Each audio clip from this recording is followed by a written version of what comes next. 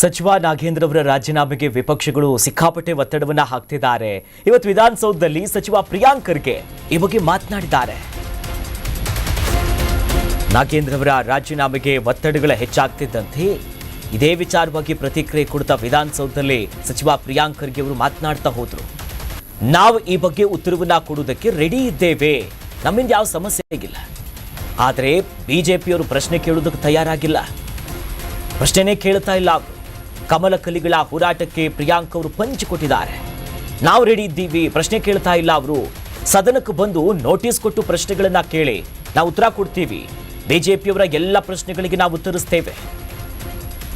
ಚರ್ಚೆ ಮಾಡೋದಕ್ಕೆ ಬಿಜೆಪಿಯವರಿಗೆ ಆಸಕ್ತಿ ಇಲ್ಲ, ಹಾಗಾಗಿ ಇಂಥ ಪ್ರಯತ್ನಗಳನ್ನ ಮಾಡ್ತಿದ್ದಾರೆ. ನಾವು ರೆಡಿ ಇದ್ದೀವಿ, ಅವ್ರು ಪ್ರಶ್ನೆ ಕೇಳಬೇಕು, ಒಂದು ನೋಟಿಸ್ ಕೊಡ್ಲಿ, ಅದು ಯಾವ ತಕ್ಕದಂತಾಗುತ್ತೆ ಆ ರೀತಿಯಾಗಿ ನಾವು ಉತ್ತರ ಕೊಡ್ತಾ ಹೋಗ್ತೀವಿ. ಆದರೆ ಬಿಜೆಪಿಯವರಿಗೆ ಯಾವುದೇ ರೀತಿಯಾದಂಥ ಒಂದು ಆಸಕ್ತಿಗಳಿಲ್ಲ.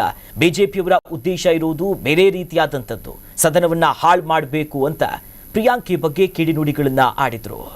ಮೊದಲನೇ ದಿನದಿಂದನೂ ಕೂಡ ನಾವೇನ್ ಹೇಳ್ತಾ ಇದ್ದೀವಿ, ದಯವಿಟ್ಟು ಸದನಕ್ಕೆ ಬನ್ನಿ, ನೋಟಿಸ್ ಕೊಡಿ, ಪ್ರಶ್ನೆಗಳು ಕೇಳಿ,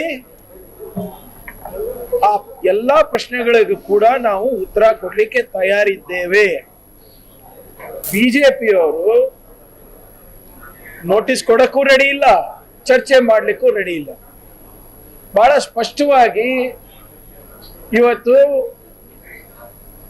ಸಭಾಧ್ಯಕ್ಷರು ಹೇಳಿದ್ರು, ನೀವು ಪ್ರತಿಭಟನೆ ಮಾಡಂಗಿದ್ರೆ ದಯವಿಟ್ಟು ಬಾವಿಗೆ ಬನ್ನಿ.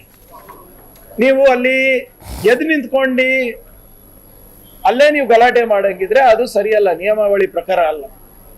ಇಲ್ದಿದ್ರೆ ಡಿಬೇಟ್ ಅನ್ನ ಮಾಡಿ, ಚರ್ಚೆಯನ್ನ ಮಾಡಿ, ಸರ್ಕಾರ ಉತ್ತರ ಕೊಡ್ಲಿಕ್ಕೆ ರೆಡಿ ಇದೆ.